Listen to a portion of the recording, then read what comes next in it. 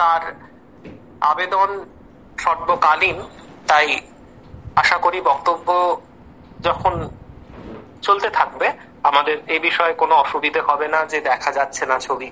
কথাগুলো আমার নয়, কথাগুলো স্বামীজিরই, ঠাকুর, মা এবং পাশাপাশি কিছু জীবনের যারা সফল, যারা স্মরণীয়, তাদের থেকে উদাহরণ হিসেবে তাদের জীবনের ঘটনাবলী কিছু আসবে, তাদের বক্তব্য কিছু আসবে।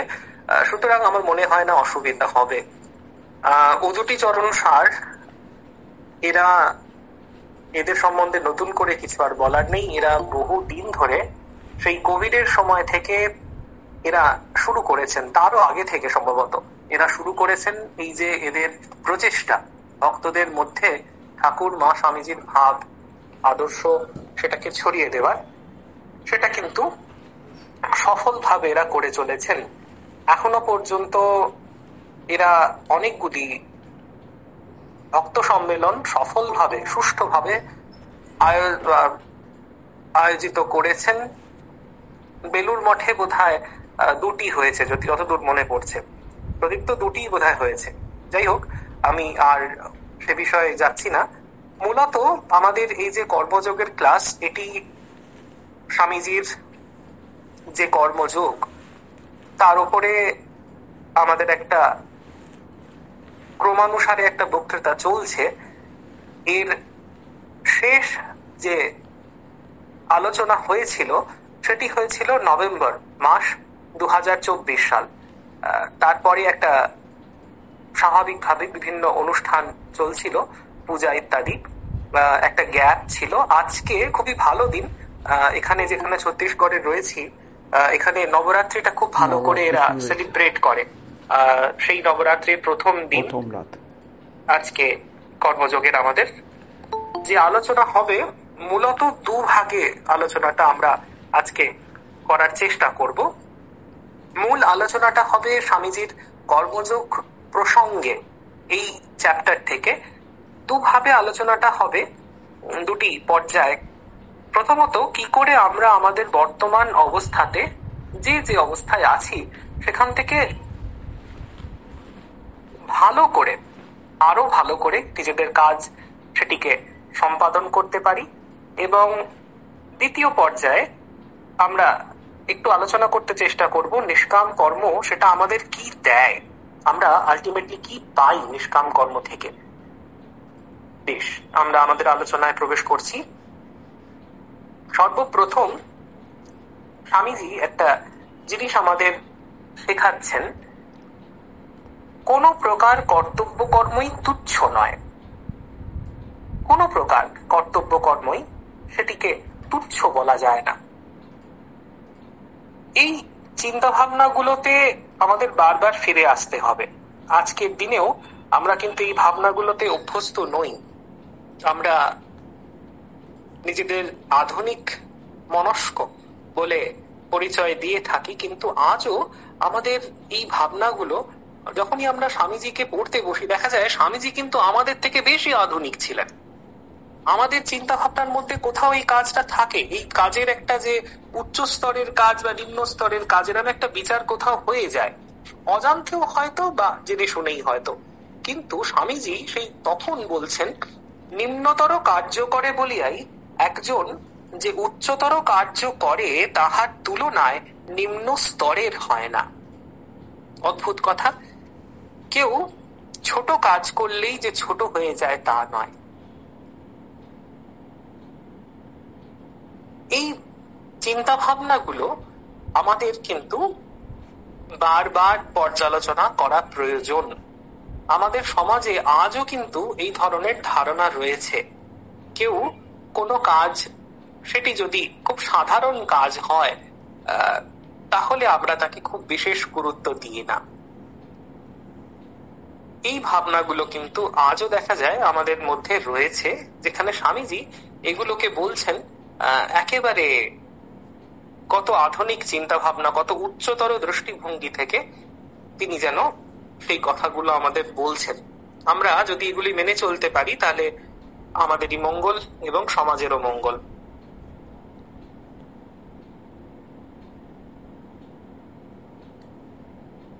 আমাদের মনে পড়ে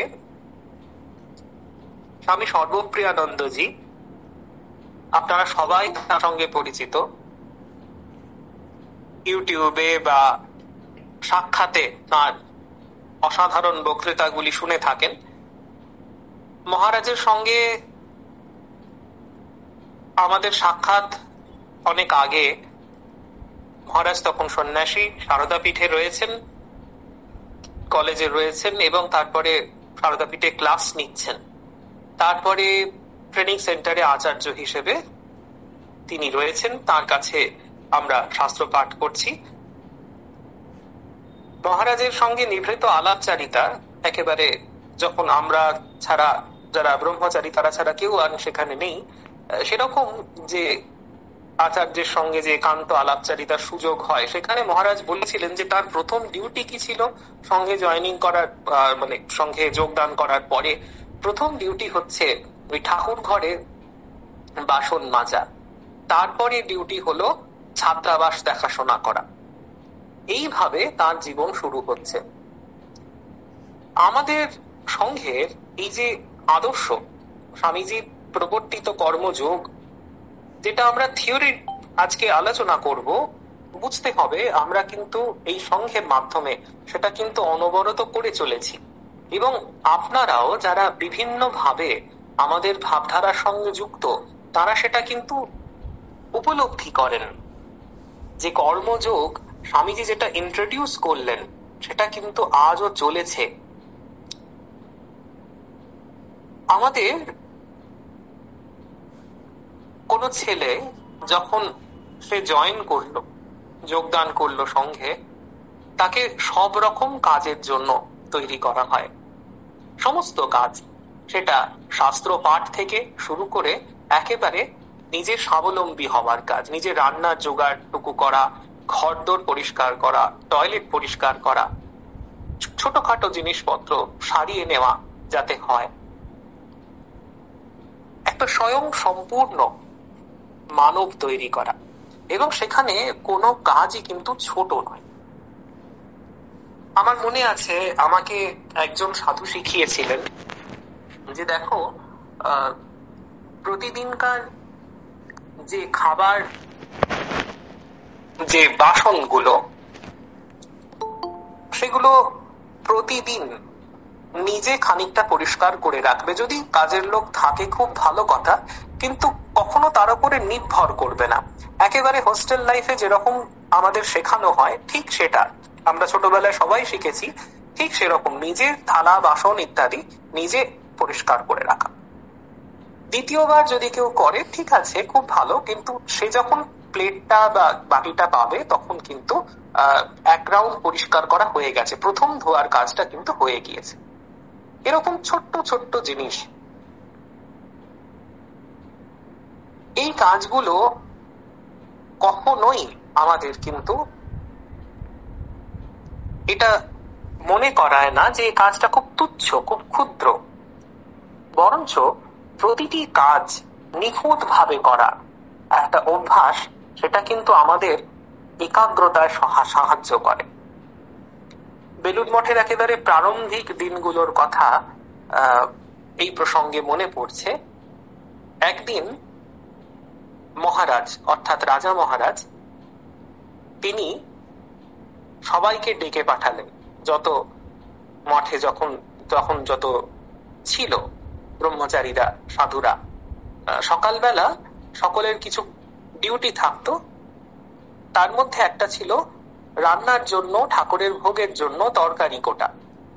তা মহারাজ সেদিন সকলকে বললেন যে যারা যারা তরকারি কুটেছ, প্রত্যেকের খোসা আলাদা আলাদা করে নিয়ে এসে আমাকে দেখাও। সবাই তো অবাক। যাই হোক, প্রত্যেকে আলাদা আলাদা ঝুড়িতে করে তার ছাড়ানো খোসা সবজির মহারাজের সামনে উপস্থিত করলো। মহারাজ প্রত্যেকটাকে তুলে তুলে দেখছেন। কি দেখছেন জানেন? পরে বললেন, যার এই যে খোসা ছাড়ানোর মধ্যে খোসাতে যত বেশি সবজির অংশ রয়েছে,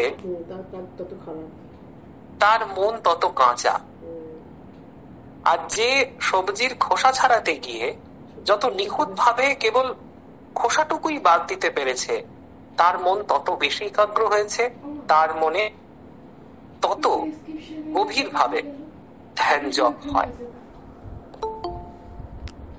এগুলো আমরা যেগুলো আজকে শুনতে চলেছি, এগুলো কোনোটাই, স্বামীজি যেগুলো বলে গিয়েছেন, এগুলো যে কেবলমাত্র কাগজে কলমে রয়েছে তা মোটেও নয়। এগুলো প্রত্যেকটা আমাদের জীবনের আদর্শ।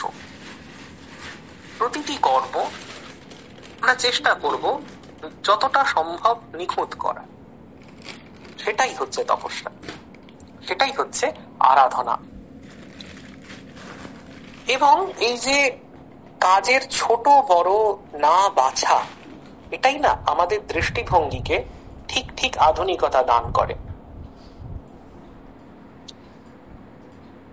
এরপরে আমরা এগোবো। স্বামীজি এর ঠিক পরেই আমাদের যেটা বলছেন সেটা হচ্ছে প্রত্যেক কর্মই পবিত্র এবং কর্তব্য নিষ্ঠাই হলো ঈশ্বরের শ্রেষ্ঠ উপাসনা। আজকে যখন এটা আমরা বলছি, আমার মনে পড়ে যাচ্ছে গতকালের কথা। গতকাল আমাদের এখানকার রায়পুরের যিনি আশ্রম অধ্যক্ষ, বয়স প্রায় ৭৫ বছর হয়েছে, অক্লান্ত পরিশ্রম করছেন। শরীরটা একটু দুর্বল হয়েছিল, একটু সমস্যা হয়েছে। তো আমি বলছিলাম যে মহারাজ আপনি কিছুদিন রেস্ট নিলেই তো হয়। তখন খুব সুন্দর করে বললেন যে ঠাকুরের সেবা এটা, সিনসিয়ারলি নিজের ডিউটিটা করা, সেটা কিন্তু ওটাই ঠাকুরের সেবা। খুব সুন্দর করে বলছেন যে দেখো তোমরা তো পুজো জানো, তোমরা তো নানা রকম জানো, আমি দেখো এটা ছাড়া কিছু পাই। আমি ওই কাজকর্মগুলোকে তদারক করতে হয়, এটাই আমি করতে পারি। এবং সেটার জন্যই আমি একেবারে ভোর থেকে উঠে ওই যতক্ষণ পর্যন্ত চলে কাজ আমিও চলতে থাকি। অদ্ভুত। আমাদের এখানে একজন সাধু রয়েছেন, রিটায়ার্ড বলা চলে। প্রতিদিন যখন ভোরবেলা মন্দিরটা খোলে, ঠাকুরের মন্দিরটা এখানে একটু দেরিতে খোলে, কারণ এই অঞ্চলে সূর্যোদয় এবং সূর্যাস্ত দুটোই খানিকটা পরের দিকে, ৮ ঘন্টা ডিফারেন্স আছে।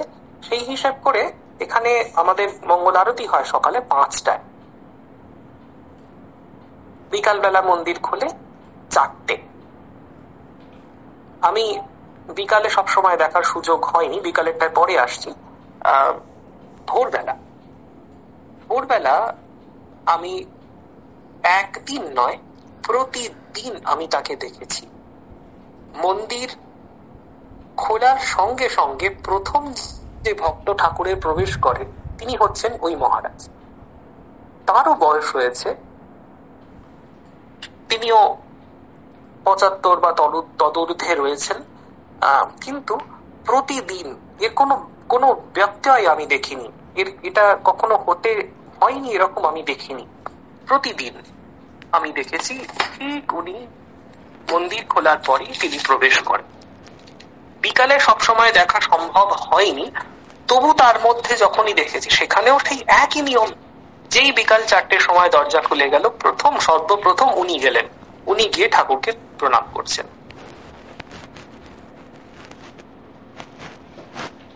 এই যে এদের জীবনচর্যাগুলো আমাদের সবসময় শেখায় যে ধর্ম মানে কোনো হুজুগ নয়, ধর্ম মানে একটা আদর্শকে যাপন করা, আদর্শটাকে জীবনে ফোটানোর চেষ্টা করা। সবাই যে একেবারে ১০০% সফল হয় তা নয়, কিন্তু যতটা সম্ভব তাকে রূপ দেওয়া। এ যেন ঠিক যেমন করে একজন শিল্পী বা একজন ভাস্কর পাথর কুঁদে কুঁদে একটা মূর্তি তৈরি করেন। একটা পাথর ছিল, পাথর খণ্ড, সেটাকে কুঁদে কুঁদে আস্তে আস্তে হয়তো শ্রীকৃষ্ণ কিংবা অন্য কোনো মূর্তির, হয়তো শ্রীরামকৃষ্ণের মূর্তি, সেটি তৈরি করছেন। কিছুদিন আগে আমরা শিলচর আশ্রমের ঠাকুরের মূর্তি দেখলাম প্রতিষ্ঠা হতে। সেই শিলচরের মূর্তি কিন্তু গেছে আমাদের কুমোরটুলির এখান থেকে। এখানে তৈরি হয়ে শিলচরে পৌঁছেছে। তাই যে ছিল একটা পাথর, সেটাকে আস্তে আস্তে শিল্পী তার নিপুণ কারিগরির মাধ্যমে সেটাকে রূপ দিলেন শ্রীরামকৃষ্ণের। শ্রীরামকৃষ্ণ বসে আছেন, তার মাথার কোঁকড়ানো চুল, তার অল্প ফাঁক হওয়া ঠোঁট দুটো, তার চোখের বর্ডার থেকে একটু নিচে নামা কান, তার কণ্ঠার হাড়, তার ওই বেঁকে যাওয়া খানিকটা কাপড়, তার পায়ের আঙুলগুলো, তার বসে থাকার যে একটা পদ্ম ফুল, এ সমস্ত কিছু তৈরি হয়ে গেল। কিছুই ছিল না। কিন্তু সেরকম ভাবে আমাদের চরিত্রে, আমাদের জীবনে, আমাদের আচরণে এই যেগুলো শাস্ত্রসম্মত সিদ্ধান্ত, যেমন স্বামীজি যেটি বলছেন যে কর্তব্যনিষ্ঠাই ঈশ্বরের শ্রেষ্ঠ উপাসনা, এটা আমাদের সকলে বিশ্বাস করি আমরা এবং কাজে পরিণত করবার চেষ্টা করি। এটা যদি সত্যি সত্যি জীবনে গ্রহণ করা যায়, সমাজের বৃহত্তর ক্ষেত্রে গ্রহণ করা যায়, সমাজের ছবিটাই পাল্টে যেতে পারে। প্রত্যেকে যদি তার যে কাজটা করছে সেটাকে যদি ঈশ্বরের আরাধনা বলে করে, তাহলে তারও উন্নতি এবং সমাজেরও উন্নতি, এইগুলি গ্রহণ করতে হবে। ভেবে দেখবেন সকাল থেকে আমাদের যে সাধুদের, তাদের বৈশিষ্ট্যটা কি, সকাল থেকে তারা কি কতক্ষণ ধরে ঈশ্বরের সংস্পর্শে কাটান। মানে স্থূল ভাবে আমি যদি বলি, সকালবেলা একটুখানি মন্দিরে গেলেন, 1 ঘন্টা 8 ঘন্টা 2 ঘন্টা জপ ধ্যান করলেন, ব্যাস চলে এলেন, ঘরের মধ্যে একটু কিছু পাঠ করলেন, ব্যাস হয়ে গেল। তারপরে যে যার ডিউটি করে যাচ্ছেন সারাদিন ধরে। আবার সন্ধ্যাবেলায় সন্ধ্যারতির সময় একত্রিত হলেন ঠাকুরের চরণে, তখন সেখানে বসে একটু ভজন করলেন, জপ ধ্যান করলেন। আবার রাত্রিবেলা হয়তো একটু ভগবানের চরিত কথা কিছু পাঠ হলো, ব্যাস এই পর্যন্ত। তার মানে স্থূল দৃষ্টিতে দেখলে কিন্তু দেখা যাবে যে কোথায় সারাদিন ধরে যে এরকম ভগবানের সঙ্গে যুক্ত হয়ে থাকার ব্যাপার, সেটা কোথায়? সেটা নেই। তখনই এই জিনিসটা আমরা যদি স্মরণে আনি যে কর্তব্যনিষ্ঠাই ঈশ্বরের শ্রেষ্ঠ উপাসনা, তখন ঠিক ঠিক বোধ হবে যিনি ডিসপেন্সারিতে বসে আছেন তিনিও কিন্তু ঈশ্বরের উপাসনা করছেন, যিনি রান্নাঘরে রান্নার তদারকি করছেন তিনিও কিন্তু ঈশ্বরের উপাসনা করছেন, যিনি এই মুহূর্তে বসে সারা বছরের অ্যাকাউন্টস নিয়ে ঘাটাঘাটি করছেন তিনিও কিন্তু ঈশ্বরের উপাসনাই করছেন। কর্তব্যনিষ্ঠাই ঈশ্বরের শ্রেষ্ঠ উপাসনা। এবং পাশাপাশি যেটি বলা হলো যে কোনো প্রকার ছোট বড় এর মধ্যে নেই, প্রত্যেক কর্মই পবিত্র, প্রতিটি কর্মই পবিত্র। আমরা আমাদের প্রথম অংশটা আজকে যেটি বলবো তার মধ্যে যে ভাগটা করেছিলাম সেখানে বলা হচ্ছে কি করে বর্তমান অবস্থায় ভালো কাজ করতে পারি, মানে হাতের সামনে যেটা রয়েছে সেটা কি করে ভালো করে করতে পারি। স্বামীজি বলছেন প্রথমত আমাদের কমপ্লেন করাটা বন্ধ করতে হবে। এই জগতে বুঝে নিতে হবে আদর্শ কর্মের পরিবেশ কোথাও পাওয়া যায় না। আদর্শ কর্মের পরিবেশ সেটি কোথাও পাওয়া যায় না। জীবন একেবারে গোলাপের বাগানের মতো সুন্দর, এরকম শুধুমাত্র রূপকথায় বর্ণনাতেই মেলে, বাস্তবের গোলাপের বাগানেও কিন্তু কাঁটা থাকে। তাই স্বামীজির এখানে বক্তব্য, আমাদের যোগ্যতা অনুযায়ী আমাদের পরিবেশ গড়ে ওঠে, আমাদের যোগ্যতা অনুযায়ী আমাদের পরিবেশ গড়ে ওঠে। সো ডু নট কমপ্লেন, বলছেন ডু নট ব্লেম আদার্স। পরস্পর বিবাদ অভিযোগ করিয়া কি ফল, স্বামীজি বলছেন পরস্পর বিবাদ এবং অভিযোগ করিয়া কি ফল। এটা কেন প্রথমেই বলা হলো না, অধিকাংশ সমাজের অধিকাংশ লোকের ক্ষেত্রে যদি প্রশ্ন করা হয় তাহলে কিন্তু কর্মের সঙ্গে সঙ্গে এই ব্যাপারটা আসবে যে কর্মের পরিবেশ, আচ্ছা কর্ম নয় সেটাকে অ্যাকসেপ্ট করা গেল, ছোট কাজ বড় কাজ সেটা বাছ বিচার করা গেল না, কিন্তু কর্মের পরিবেশটা উপযুক্ত বলে মনে হচ্ছে না, সেটা যেন সমস্যাপূর্ণ। তো সেইটিকে মন থেকে দূর করতে হবে। স্বামীজি বলছেন পরস্পর বিবাদ এবং অভিযোগ করিয়া কি ফল। এরপরে স্বামীজির বক্তব্য, যে ব্যক্তি নিজের কর্তব্য কর্মে নিয়ত অবিচল থাকিয়া অগ্রসর হইতে থাকে সেই আলোকের সন্ধান পায়। আমরা যখন স্বামীজির এই কথাগুলো পড়ি, পাশাপাশি অদ্ভুত ভাবে আধুনিক যে সমস্ত চিন্তাবিদদের আমরা সর্বত্র সম্মানিত হতে দেখি, বা সর্বত্র যাদের কোটেশন, যাদের উদ্ধৃতি ফলো করা হয়, সেই সমস্ত খ্যাতনামা যারা, তাদের যখন দেখি, দেখা যায় এই স্বামীজির কথার কিন্তু প্রতিধ্বনি রয়েছে তাদের মধ্যে। স্বামীজি যেমন বলছেন, এই যে যেটা আছে হাতের সামনে, যেটা আছে সেটাকে অ্যাকসেপ্ট করে নেওয়া। এখানে বলছেন যাহা যখন আমাদের হাতে আছে, যাহা এখন আমাদের হাতে আছে তাহা উত্তম রূপে সম্পাদন করিয়াই আমরা ক্রমশ শক্তি লাভ করি। এর আগে কি বললেন? যে ব্যক্তি নিজের কর্তব্য কর্মে অবিচল থাকিয়া অগ্রসর হইতে থাকে, সেই আলোকের সন্ধান পায়, অর্থাৎ সে সমস্যা হতে উত্তীর্ণ হতে পারে। একটু এখানে বলছেন যাহা এখন আমাদের হাতে আছে, উপস্থিত যেটি কর্ম সেটি উত্তম রূপে যতটা ভালোভাবে করা যায় সেটিকে সম্পাদন করে আমরা ক্রমশ ক্রমশ শক্তি লাভ করি। এখানে খুব একটা আধুনিক নয়, কিন্তু এখনকার যে বিদ্বৎ সমাজ তার মধ্যে ইনি কিন্তু প্রচলিত ভালোভাবে। জার্মান লেখক একজন এবং চিন্তাবিদ একার্ট টোলে 1997 সালে এর বইয়ের প্রথম প্রকাশ, the power of now, a guide to spiritual enlightenment, এই হচ্ছে মূল বইটা ইংরেজিতে। সেইখানে উনি কতগুলো কথা বলেছেন যেটা একেবারে আমাদের, যে হয়তো জার্মান হওয়ার জন্যই যে উপনিষদের যে তত্ত্বগুলো বা বেদান্তের যে চিন্তা ভাবনাগুলো, স্বামীজির যে বক্তব্যগুলো, তার সাথে কিন্তু মিলে যাচ্ছে। তার বইয়ের একটা চ্যাপ্টারের নামই হচ্ছে you are not your mind, যেটা আমরা বেদান্তে বলি তুমি মনের দর্শক, দ্রষ্টা। বিশেষ করে দৃগ্দৃশ্য বিবেক বইটার মধ্যে এখানে এই জিনিসগুলো খুব বেশি করে আলোচনা রয়েছে। তা যেটা বলছিলাম, একার্ট টোলে এর বইতে একেবারে প্রথম চ্যাপ্টারটার নামই দিলেন you are not your mind, তুমি তোমার মন নও।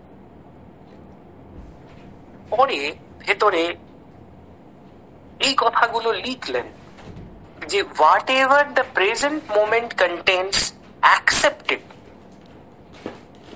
এই বর্তমানের সময় তোমাকে যেটা দিয়েছে তুমি সেটা অ্যাকসেপ্ট করে নাও, এমন ভাবে স্বীকার করো যেন তুমি এটাকে তৈরি করেছ।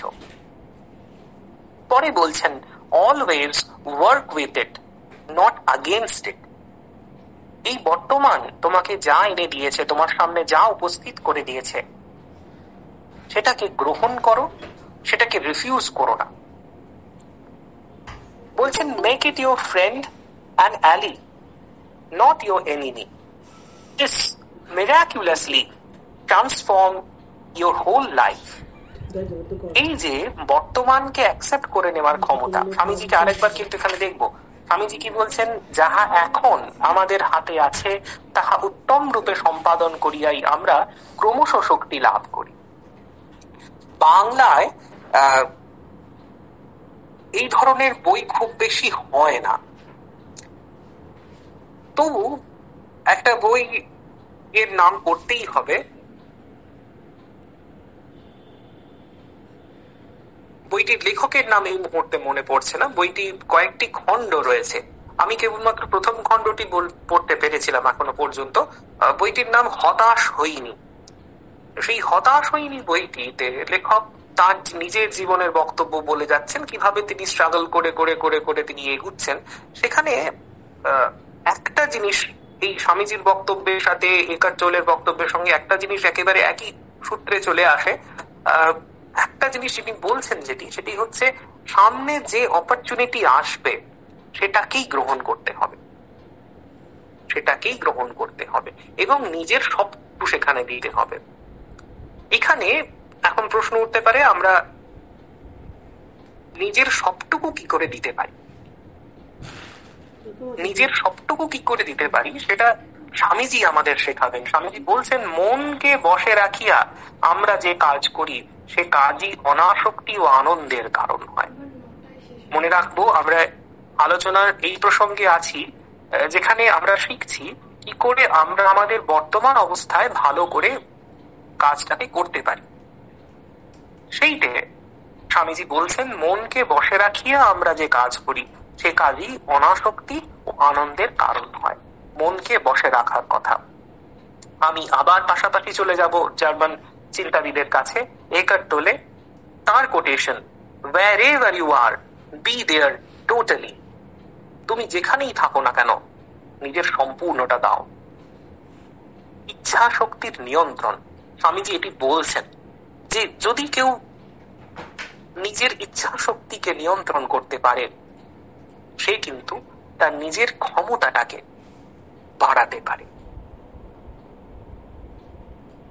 নিজের ইচ্ছা শক্তির উপর নিয়ন্ত্রণ। আমরা অজান্তে আমাদের মনের অনেকটা শক্তি সেটাকে নষ্ট করে ফেলি, কিন্তু স্বামীজি এবং শুধু স্বামী বিবেকানন্দ কেন, পৃথিবীতে যত যোগী পুরুষেরাই এসেছেন তারা সবাই ব্যাপারটার উপর জোর দিয়েছেন যে তোমার মনের শক্তিটা, সেটাকে প্রথম কথা হচ্ছে অপচয় রোধ করো এবং দ্বিতীয় কথা হচ্ছে সেটিকে একাগ্র করো। তাহলেই তুমি দেখবে যে তোমার বর্তমান যে কর্মক্ষমতা সেটাকে তুমি বাড়াতে পারছো। আমাদের এই মুহূর্তের আলোচনা কিন্তু আমাদের বর্তমান যে অবস্থা সেখানে আমরা কি করে ভালোভাবে কাজ করতে পারি। এর পরের অংশে আমরা কিন্তু শুনবো নিষ্কাম কর্মের কথা। এখনো পর্যন্ত কর্মটা কি করে ভালো করে করতে হয় সেটা আমরা শুনছি, এখনো পর্যন্ত নিষ্কাম কর্মের ব্যাপারটা এখন আমাদের আলোচনার মধ্যে প্রবেশ করেনি। এরপরেই আসছে ঠিক সেই জিনিসটা, যখন আমরা নিষ্কাম কর্মের কথা শুনবো। স্বামীজি এখানে বলছেন ওই কাজের মধ্যে ছোট বড় দেখো না, বরঞ্চ ছোট বড় যদি একান্ত বিচার করতেই হয় ওটা এসে যায়, একটা কম্প্যারিজন আসে, তুলনা, এ ভালো ও মন্দ, যাই হোক আমরা যতই বলি অপরকে জাজ করো না, তাহলে তোমাকে নিজেকে জাজ হতে হবে না, যতই তত্ত্ব কথা মুখে বলি না কেন একটা হয়ে যায় কোথাও না কোথাও। সেক্ষেত্রে স্বামীজির কথাটা হচ্ছে, কে কিরূপ কর্তব্য করিতেছে দেখিয়া মানুষকে বিচার করা উচিত নয়, কি কাজটা করছে সেটা দেখো না, সেই কর্তব্য সে কিভাবে সম্পাদন করিতেছে তাহা দেখিয়া বিচার করা উচিত। ওই কার্য করিবার ধরন এবং শক্তি মানুষের যথার্থ পরীক্ষা। খুব সাধারণ ভাবে ভেবে দেখুন, ক্লাসে যিনি শিক্ষক তিনি একটাই প্রশ্নপত্র করেন, সকলকে দেন, কিন্তু সেখানে যার প্রিপারেশন যেরকম, যার মেধা যেরকম, সে কিন্তু সেরকম মার্কস পেয়ে উতরে যায়, যদি খাতা ঠিক ঠিক দেখা হয়, এটা যদি বায়াস না হয়। এই হচ্ছে কথা। তাহলে কি দেখলাম না, সামান্যতম কর্তব্য সেটিও যখন সুচারুরূপে ঠিক ঠিক ভাবে কেউ অনুষ্ঠান করতে পারে, বুঝতে হবে তার মনের প্রিপারেশন কিন্তু সম্পন্ন হয়েছে, নিখুঁত ভাবে কাজটা করছে। আমরা অনেককে দেখেছি আমাদের আমাদের যে শিক্ষাটা সেটা বেশিরভাগই হয় আমাদের সঙ্গে আসার পরে। এই শিক্ষাটা থিওরিটিক্যাল শিক্ষা নয়, এই শিক্ষাটা হচ্ছে একেবারে প্র্যাকটিক্যাল, আমরা দেখে দেখে শিখি। সারাদিন ক্লান্ত একজন, তার কাছে আমরা গিয়েছি, তিনি নিজে মুখে বলছেন যে দেখো আমি তিনি আমাদের একেবারে সর্বোপরি রয়েছেন, একেবারে টপ লেভেলে তিনি রয়েছেন। উনি বলছেন দেখো আমি আজকে দুপুরবেলা ঢুকেছি অফিসে, যখন আমি দেখা করতে গেছি আমার নিজের সমস্যা নিয়ে, আমার নিজের প্রশ্ন নিয়ে, তখন বাজে 7:30 বা 7:45। উনি বলছেন দেখো আর একটু পরে প্রসাদের ঘন্টা পড়বে, আমি সেই দুপুরবেলা ঢুকেছি এখনো পর্যন্ত বেরোতে পারিনি, তো তুমি এক কাজ করো, তুমি আজকে বেলুড় মঠে থাকো, তুমি কালকে আমার সঙ্গে দেখা করো। তো এর মধ্যেই কথাবার্তা চলছে, তিনিও আছেন আমিও আছি। তার মধ্যে দেখলাম উনি প্রতিটা ডকুমেন্ট ফাইলে কি সুন্দর করে রাখছেন। উনি বলছেন, ওনাকে দেখে বোঝা যাচ্ছে উনি একেবারে হাঁক্লান্ত যাকে বলে, এবং বলছেন মুখে যে আমি খুবই ক্লান্ত, কিন্তু তার মধ্যেও প্রতিটা ডকুমেন্ট সুন্দর করে ফাইলিং করে চলেছেন। কথা বলতে বলতে কাজ করে চলেছেন, কাজ চলতে থাকছে। সেখানে প্রতিটা যখনই ফাইলিং হচ্ছে সেটার মধ্যে কোনো এবড়ো খেবড়ো ব্যাপার হচ্ছে না, সমানভাবে ভাঁজ হচ্ছে, সমান জায়গায় তার সমস্ত লেভেলিং গুলো হয়ে যাচ্ছে, কথা চলছে, কিন্তু এটা এইভাবে হচ্ছে। সেটা দেখে তখন তাকে বললাম যে এটা থেকেও শেখার আছে আপনাদের, মানে ভাবা যায় না এরকম ভাবে যে কোনো সমস্যার সঙ্গে সঙ্গে যে কোনো সিরিয়াস আলোচনার পাশাপাশিও যে এইভাবে নিখুঁত ভাবে হাত পা চালানো যায়, এটা সত্যি এগুলো শেখার।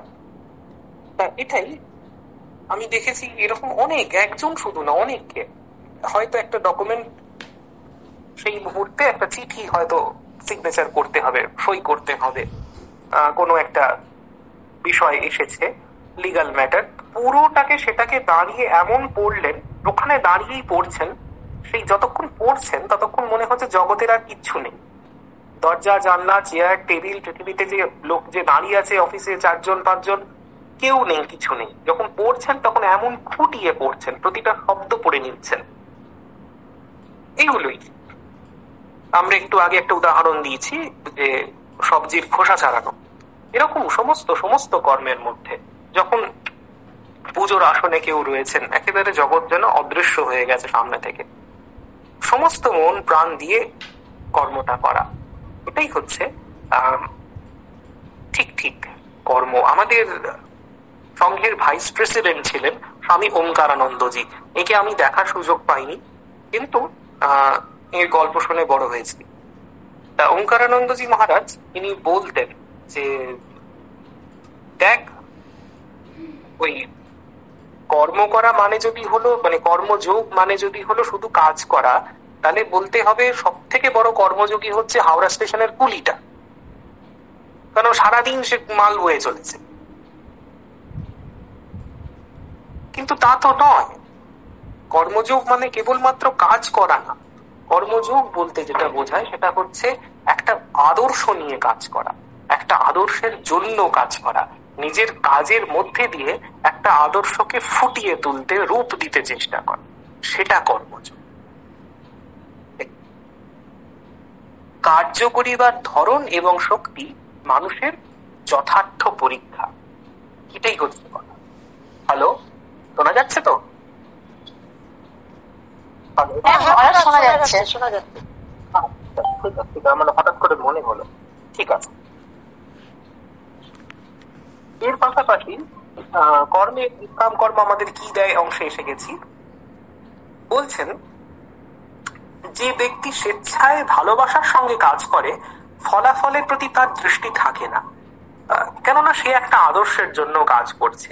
বাকিরা কিন্তু ভৃত্যের মতো কাজ করে। স্বামী যেখানে বলেছেন এই কর্মযোগ প্রসঙ্গে আলোচনার মধ্যে তিনি বলেছেন বাকিরা যারা কোনো একটা, উনি বলছেন অভিসন্ধি, এই শব্দটা, কোনো একটা কারণে কাজ করে, কোনো একটা সেলফ ইন্টারেস্ট নিয়ে কাজ করছে, এটাও একটা সেলফ ইন্টারেস্ট। কিন্তু এই যে একটা আদর্শকে রূপায়িত করছি, এটা অবশ্যই সেলফ ইন্টারেস্ট, কিন্তু ওই যে শাস্ত্রের কথা মতো অকাম বিষ্ণু কাম বা বলছেন ভগবানের প্রীতি অর্থে বিষ্ণু কামনা, সেটি অকাম, সেটি কামনার মধ্যেই নয়।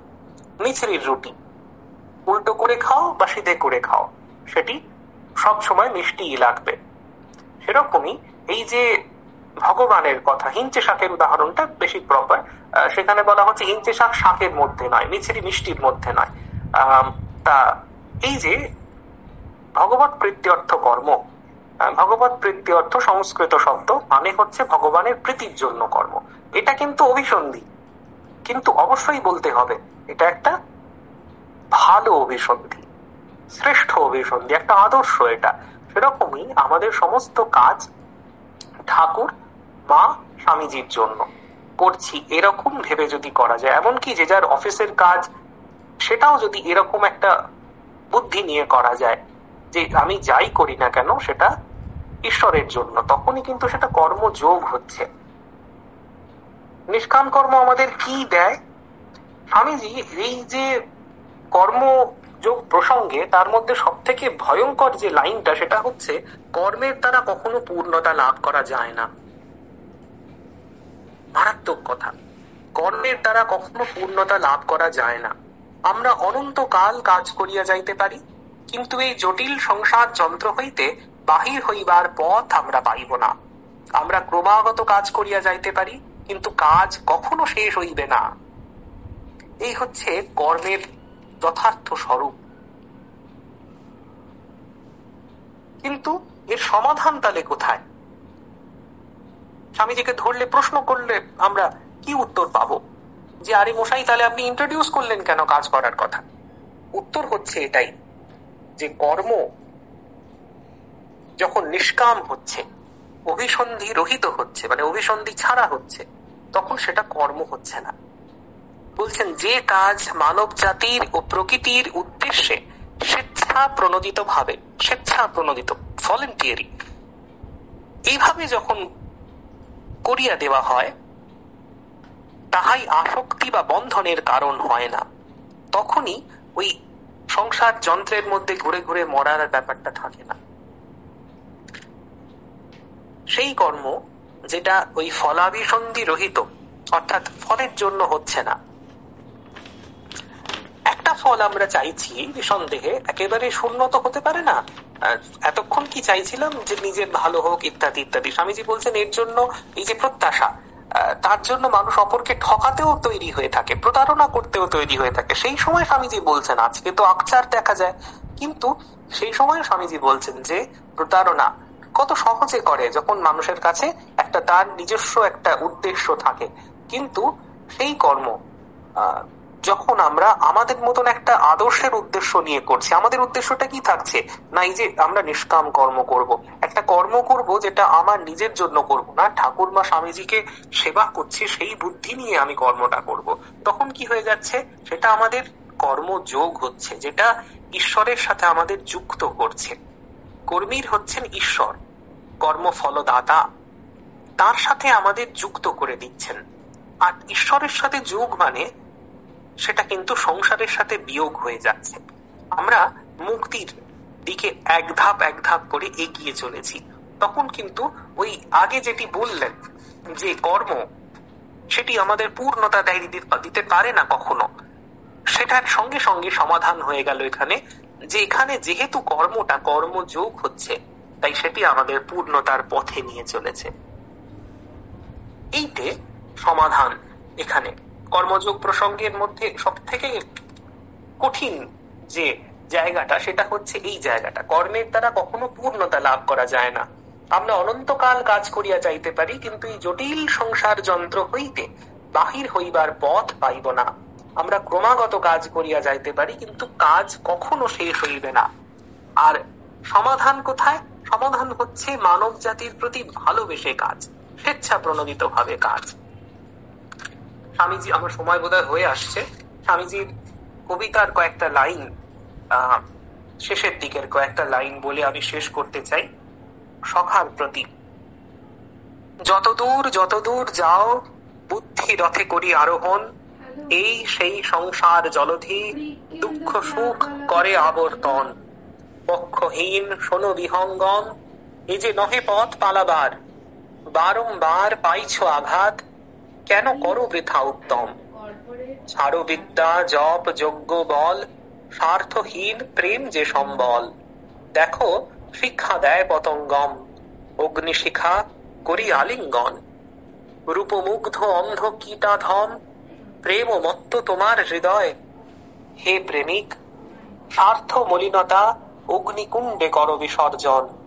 ভিক্ষুকের কবে বলো সুখ, কৃপা পাত্র হয়ে কিবা ফল। দাও আর ফিরে নাহি যাও, থাকে যদি হৃদয়ে সম্বল। অনন্তের তুমি অধিকারী, প্রেম সিন্ধু হৃদয়ে বিদ্যমান। দাও দাও যে বা ফিরে চায়, তার সিন্ধু বিন্দু হয়ে যান। ব্রহ্ম হতে কীট পরমাণু, সর্বভূতে সেই প্রেমময়। মন প্রাণ শরীর অর্পণ করো সখে, এ সবার পায়। বহুরূপে সম্মুখে তোমার, ছাড়ি কোথা খুঁজিছ ঈশ্বর। জীবে প্রেম করে যেই জন, সেই জন সেবিছে ঈশ্বর। আমাদের নিষ্কাম কর্ম এটাই দিতে পারে, মুক্তির সন্ধান। এতদিন নিষ্কাম কর্মের আদর্শ ব্যতীত যে কর্ম সেটি স্বার্থের জন্য প্রচেষ্টা মাত্র। কিন্তু যখনই আমরা স্বার্থের গণ্ডি ছাড়িয়ে নিষ্কাম কর্মের দিকে যতটুকু পারি একটা প্রচেষ্টা সচেতন ভাবে শুরু করি, তখনই কিন্তু আমাদের মুক্তির দরজাটা যেন আস্তে আস্তে উন্মুক্ত হয়ে যায় আমাদের সামনে। এবং প্রকৃতপক্ষে আমাদের যারা আমরা শ্রীরামকৃষ্ণ ভাবানুরাগী, তাদের কাছে নিষ্কাম কর্ম কিন্তু অজানা কিছু নয়। আমরা সবাই ঠাকুরমা স্বামীজির আদর্শে একটু একটু করে নিষ্কাম কর্মের দিকে অগ্রসর হচ্ছি। সেই আদর্শটাকে কিছুটা অন্তত আমাদের নিজেদের জীবনে ফুটিয়ে তোলার একটা সচেতন চেষ্টা করছি, এটা আমি বিশ্বাস করি। আজকে সন্ধ্যেবেলায় আপনারা সবাই এতক্ষণ ধরে কর্মযোগ প্রসঙ্গে এই আলোচনা শুনেছেন, সেই জন্য আপনাদের কাছে আমি কৃতজ্ঞ। আজকের এই অনুষ্ঠানের যারা ব্যবস্থাপক, তাদের কাছেও সকলকে সশ্রদ্ধ নমস্কার জানাচ্ছি। জয় শ্রীরামকৃষ্ণ, জয় মা, জয় স্বামীজি মহারাজ।